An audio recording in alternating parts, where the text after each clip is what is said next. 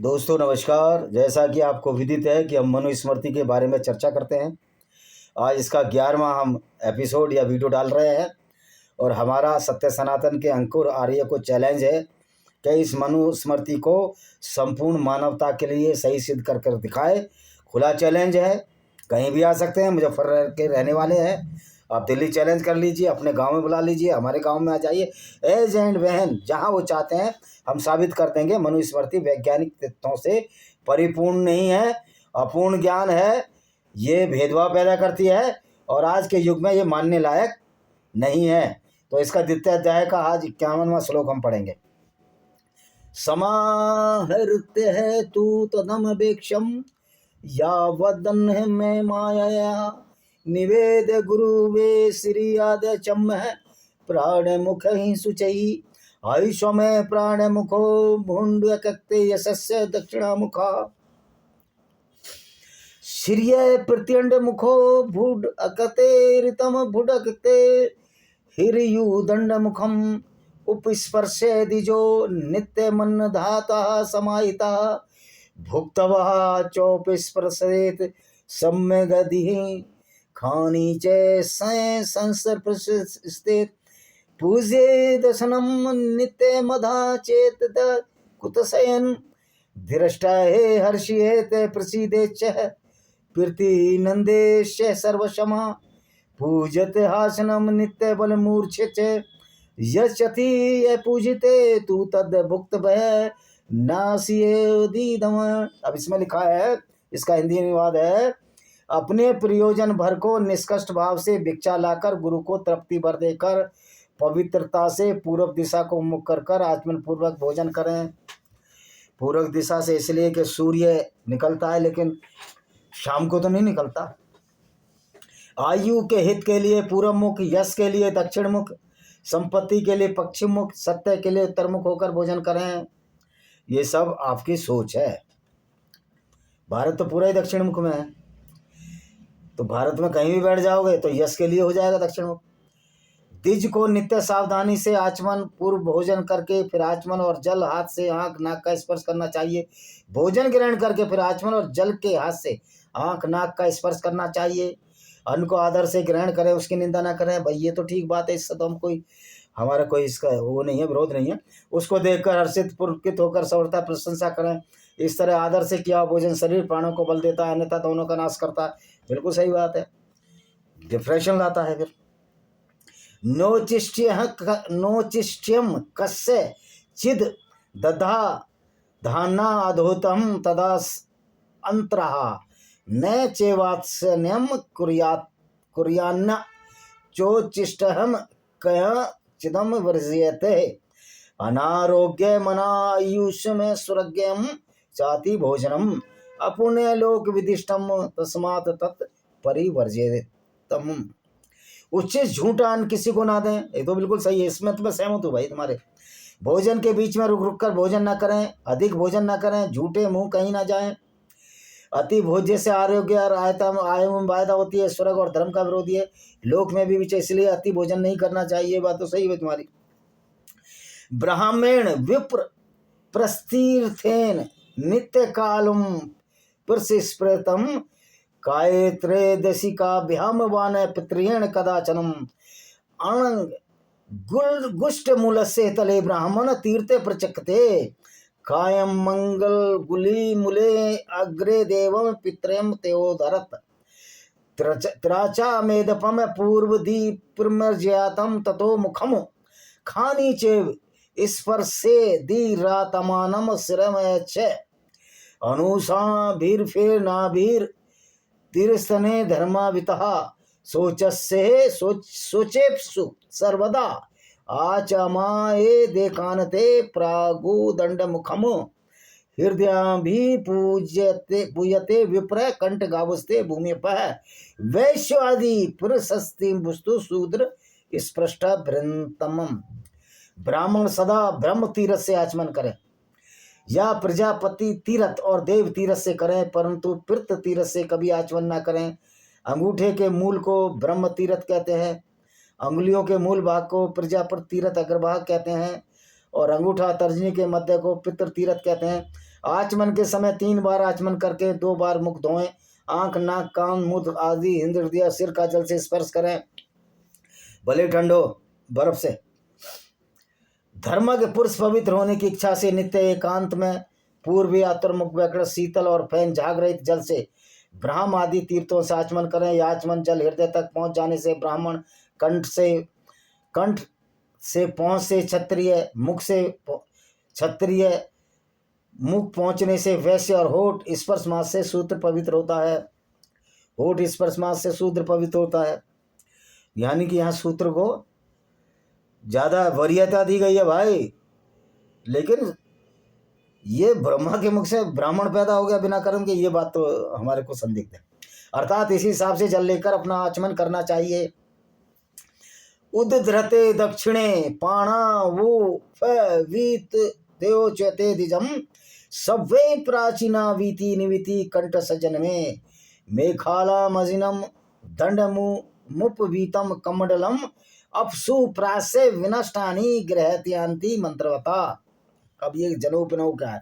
बाएं कंधे पर जनेऊ रखकर दाहिने हाथ को बाहर निकालने से दिच उपवीति कहलाता है। दाहिने कंधे पर बाएं तरफ लटकाने से आवीति और गले में माला के समान पहनने में निवीति कहा जाता है। यह मेखला, मृग, दंड, जनेऊ और कमंडल पुराने हुए टूट जाए तो उनको जल में प्रवाहित कर अपने ग्रह सूत्रों को मन को पढ़कर दूसरा धारण करना चाहिए। भाई ये तो अपने मन के ऊपर है, ये जबरदस्ती कोई नहीं है। ये इस हर धर्म में यही है कि वो बंधनों में जकड़ता है, इसलिए इससे अच्छे वो नास्तिक होते हैं। और नास्तिक का मतलब मानवता नहीं है भाई। धर्म से पहले भी तो लोग रहते थे, तो ये मानवता काहे से आती है? मानवता आती है कानून के दायरे से, और जो हमको दुखी करता है, दुख करता है, वो दूसरों को दुखी ना करे, उसको मानवता कहते हैं।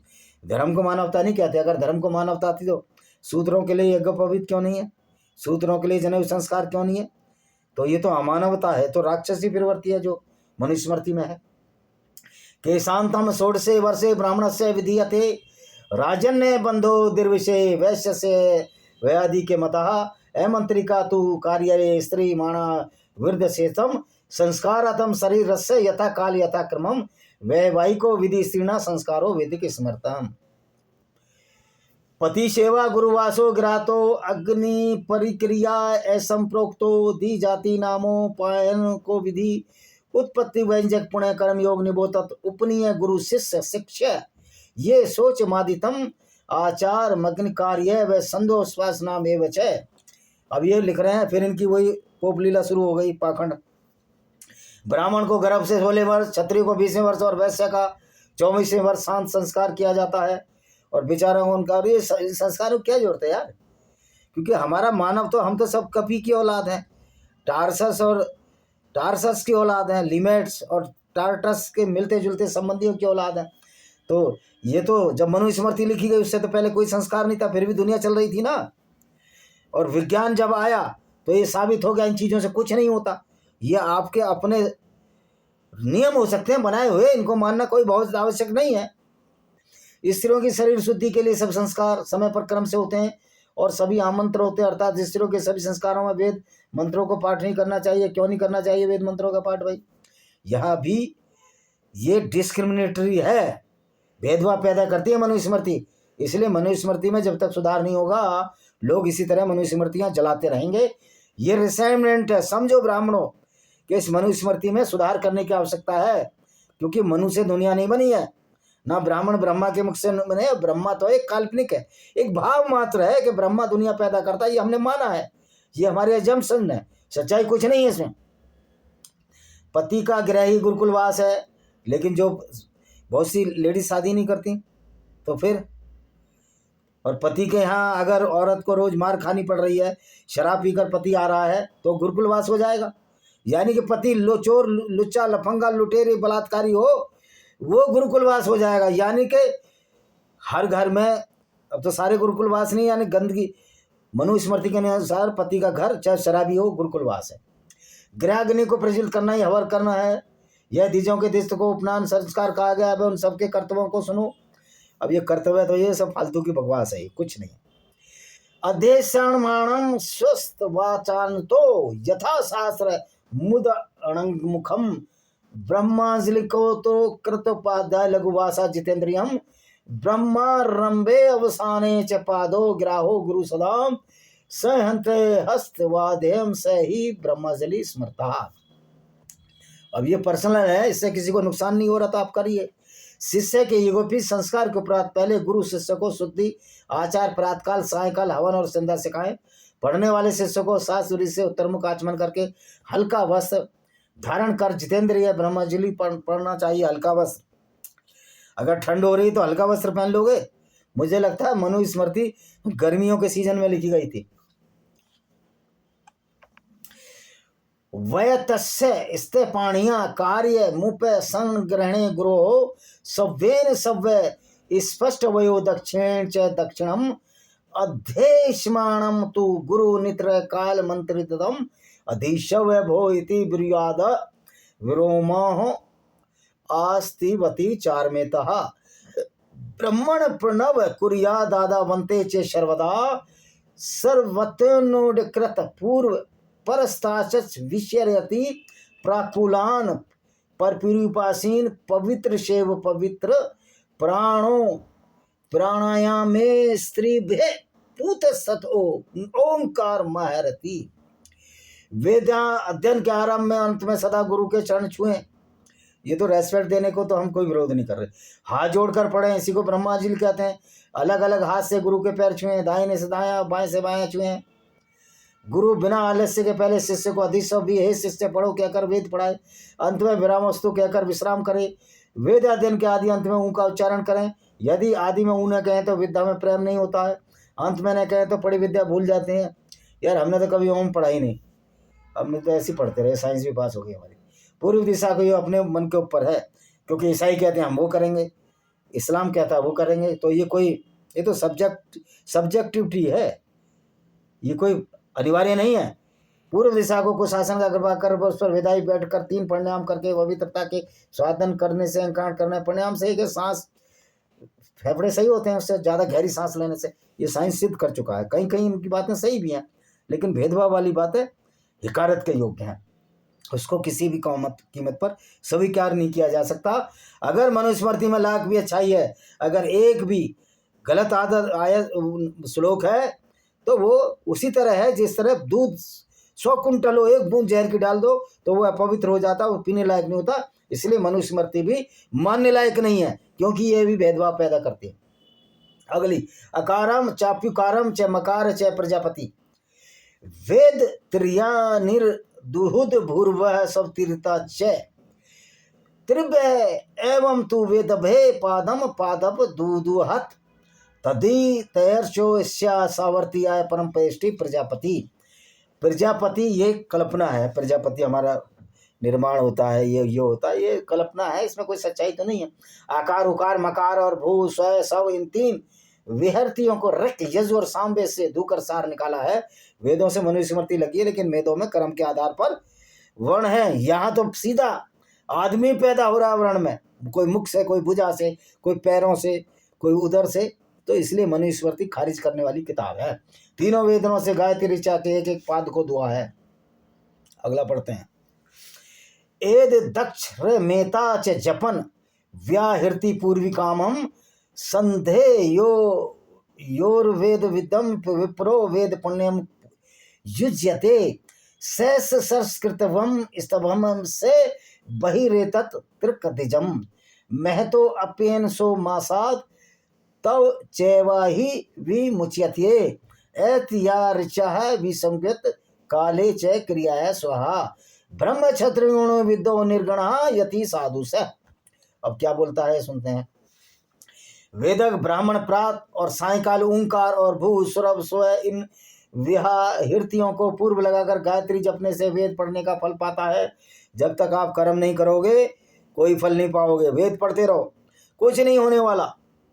ज्योतिष ग्राम ये वेद इसलिए पढ़े जाते हैं कि लोगों को मन की शांति मिलती है, लेकिन बिना कर्म के कुछ नहीं होगा। तो ये आलस्य की तरफ आमंत्रित करती है मनुस्मृति।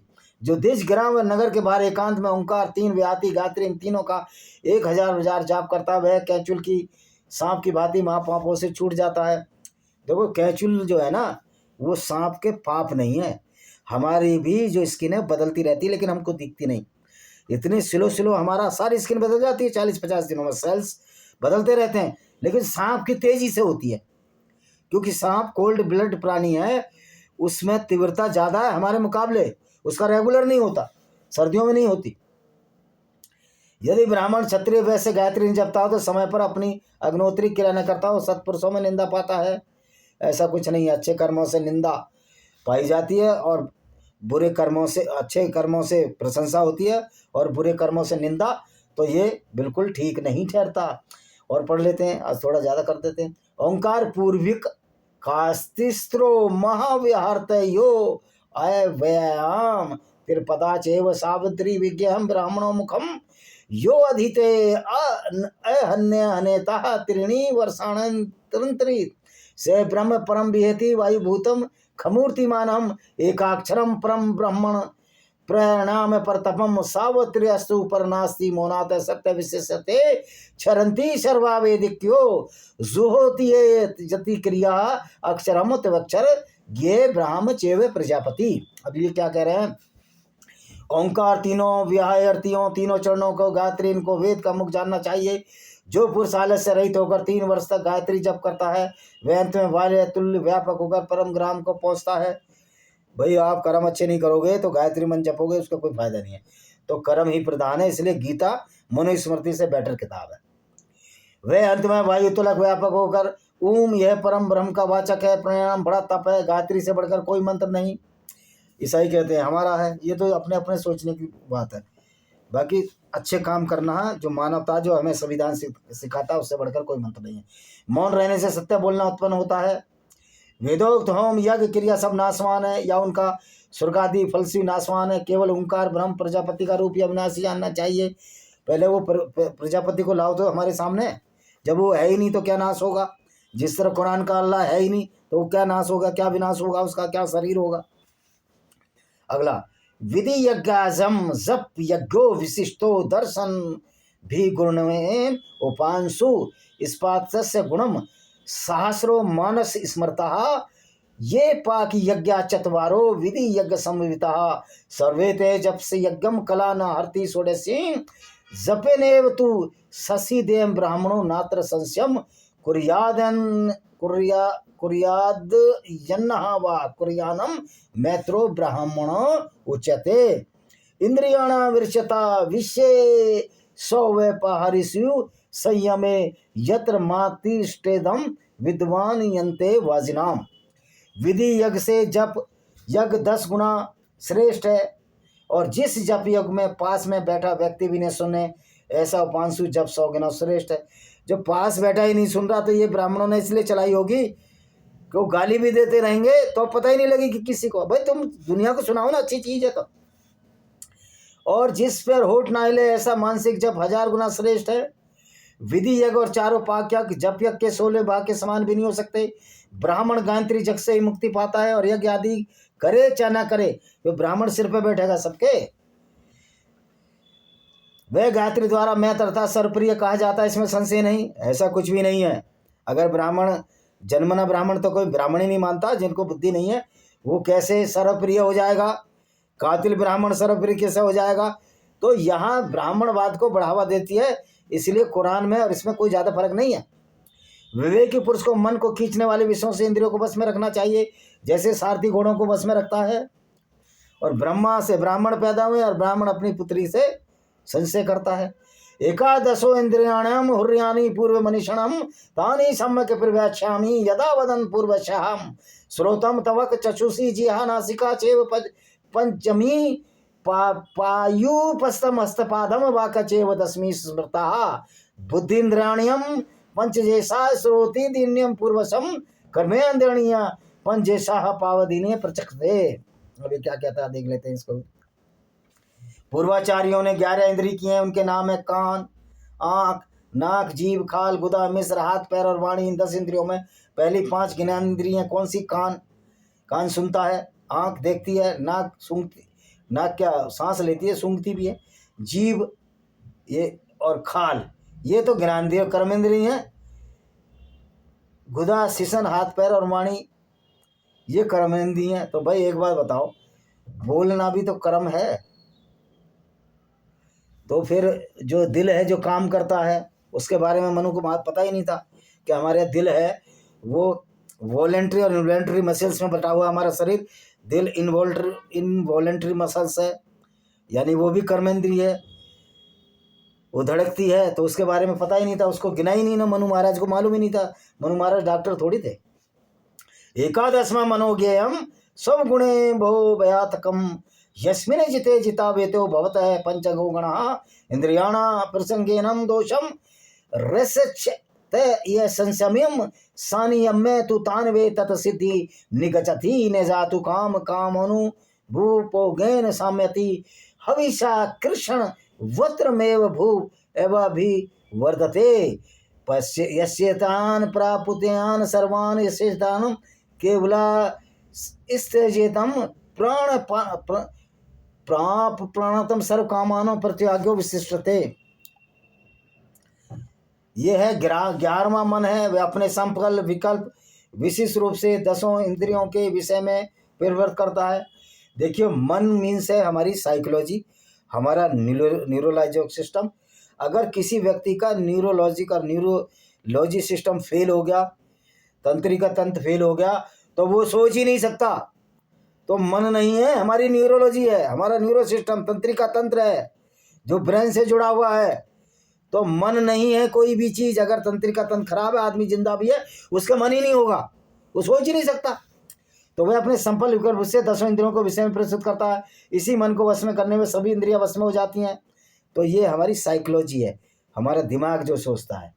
इंद्रियों के विषय में फंसने से अवश्य दोष होता है, पर उसको वश रखने से सिद्धि प्राप्त हो जाती है। विषय भोग की इच्छा उसके भोगने से कभी शांत नहीं होती, जैसे घर से अग्नि कभी शांत नहीं होती, अपित बढ़ती है। जो पुरुष सब कामनाओं को भोगता है, उन सबको छोड़ता है, इन दोनों को छोड़ना ही बेहतर है। अब अगला 100 तक जाएंगे आज बस। ने तथे तानी शक्यन्ते शन्नियंतु में सेवया विशेषो प्रजुष्टानि यथा गानेन नित्यसः वेदा इस्त्यागस्य यज्ञास्य नियमास्य तपामसि च न विप्र दुष्ट भावस्य सिद्धिम गच्छति कहिर्चितम श्रुत्वा स्पष्ट दृष्टा च चेष्टा च भुक्त्वा ज्ञात्वा च यो नरम न हर्षति गलायति वासे विज्ञो चितेन्द्रियम। विषयों में फंसी इंद्रियों को जैसा ज्ञान से विस्मय किया जा सकता है, वैसा विषय के त्याग से नहीं किया जा सकता। जिसका मन विषयों में लगा रहता है, उसको वेद्यादन दान यज्ञ नियम और तब कभी फल नहीं देते। जिसको हर कोई चीज़ सुनकर, छूकर, देखकर, खाकर, सुनकर और उसका सोच नहीं होता, उसे जितेंद्रिय जानना चाहिए। जितेंद्रिय क्या, वो मेंटल बहुत स्ट्रांग होता है। इंद्रियाणा तो सर्वेशा यदेकम क्षर तीन्द्रियम तेनश्याक्षरति प्रज्ञा धृते पाद दिव्यो कदम वशे कृतवेन्द्रिय ग्रामम संयम च मनस्तथा सर्वानम संसादयेदम दर्शनाक्षणम योगस्तुम।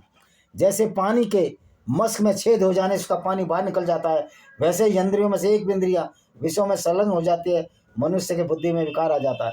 एक भी इंद्रिया, अब ये बताओ, अगर मेरी आंखें देखकर पढ़ रही हैं और कलम से मैं पेपर देख आ रहा हूँ, तो मेरा विकार कैसा आ जाएगा भाई?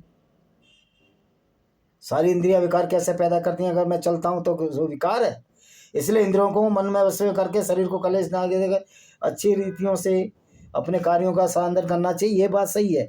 तो हमने देखा कि मनुष्य स्मृति कहीं कहीं तो कोई बात करती है, सार्थक बात करती है, लेकिन वो बंधन नहीं है, उसका कोई अनिवार्य नहीं है जो मनुष्य स्मृति कह रही वही सही हो, और कहीं कहीं नफरत फैलाती है। तो इसी के साथ हम इस वीडियो को विराम देते हैं। वंदे मातरम, जय हिंद। आज 54 पेज कंप्लीट हुए, 542 पेज की है। जब तक खत्म होगी देखते हैं कब तक ये खत्म होती है। इसी के साथ हम इसको विराम देते हैं।